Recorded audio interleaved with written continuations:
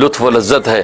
چنانچہ مولانا فضل الرحمان گنج مراد آبادی رحمۃ اللہ علیہ نقشبندیہ سلسلہ کے بڑے سرخیل ہیں، بڑا بلند مقام اللہ نے ان کو عطا کیا تھا کشف و کرامت کا۔ تو وہ سہارنپور کے بزرگ ہیں، اپنے خاص سہارنپوری لہجے میں فرماتے ہیں کہ جب سجدہ کروں ہوں یوں لگے ہے جیسے اللہ میاں نے پیار لے لیا۔ جب سجدہ کروں ہوں یوں لگے ہے جیسے اللہ نے پیار لے لیا۔ اب بتاؤ اللہ نے پیار لیا ہو تو کیا عالم ہوگا، ان کی کیفیت کا کیا عالم ہوگا۔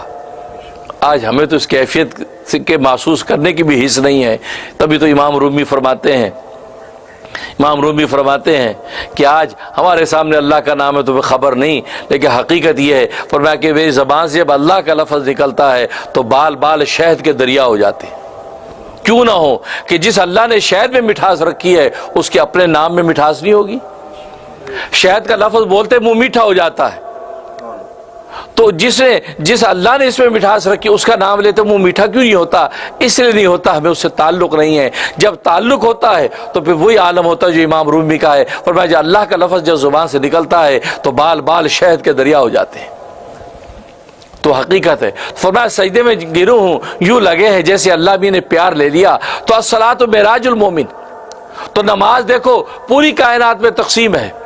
اب یہ تکوینی طور پر ہر جو ہے وہ مخلوق عبادت کر رہی ہے، تکوینی سجدہ بھی ہے، تکوینی جو ہے وہ تسبیحات اور اذکار بھی ہیں، تکوینی رکوع بھی ہے۔ تو یہ تمام کائنات کے اندر اللہ نے اس نماز کو تقسیم کیا، اور انسان کو اللہ نے شرف دیا کہ اس کو ایسا عالم اصغر بنایا کہ عالم اکبر کی ساری چیزیں اکٹھی کر کے گویا کہ انسان کو عطا کر دی۔ گویا کہ یہ نینو ٹیکنالوجی، یہ انسان ایک نینو ٹیکنالوجی، ایک ایسی ٹیکنالوجی بنائی جس میں اللہ نے ساری کائنات کے کمالات بھر دیے ہیں۔